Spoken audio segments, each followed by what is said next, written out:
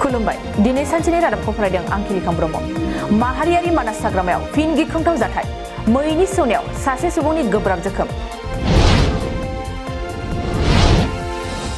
आक्रमण করে आघातप्राप्त করে अदालगुरिनि खैराबारि जौसिन फरायसालिनि फरायसा पिंकु बर'आ आसामनि गेजेरावनो साबसिन बिगियाननि महरै सायख'जादों आं बेखौ गाव हारसिंनो सिलाइ मेसिन आरो साइकेलनि खामानि मावनायखौ नुनानै आंनि गोसोआव सानखांनाय फैदोंमोन आरो बे सानखांनायखौ आङो फोरोंगिरि बिटिआर खुंथाय गोहोनि राजखान्थि दोलो इउपिपिएलआ बेरगावआव बेसेन नाङै मेगननि फाहामथाय बादा खुंदों बेसेन नाङाजासे मेगननि फाहामथाय लोगोसे खोब खम बेसेनाव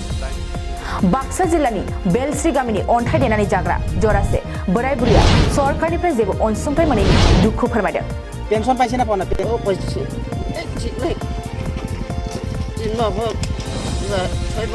रियलिटी शो इंडियास डांस पावारनि मेगा अडिशनाव सायख'जानाय रंगिना बर'आ मदद होनो खावलायदों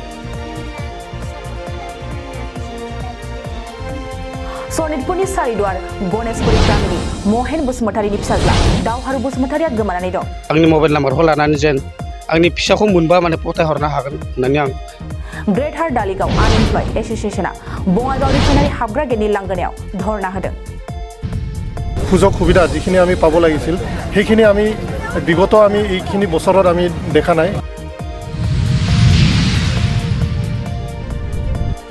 बाक्सानि रश्मि चौधुरी आरो चिरांनि राजा देबजित बसुमतारीया 2020नि साहित्य एकाडेमि बान्थायाव सायख'जादों मावफुं सोद्रोमा रनजित बसुमतारीया चिरांनि थुक्राझाराव बिसिडिसिनि सिङाव थानाय 1 नं सालबारिनि आरसिसि दालांखौ बेखेवदों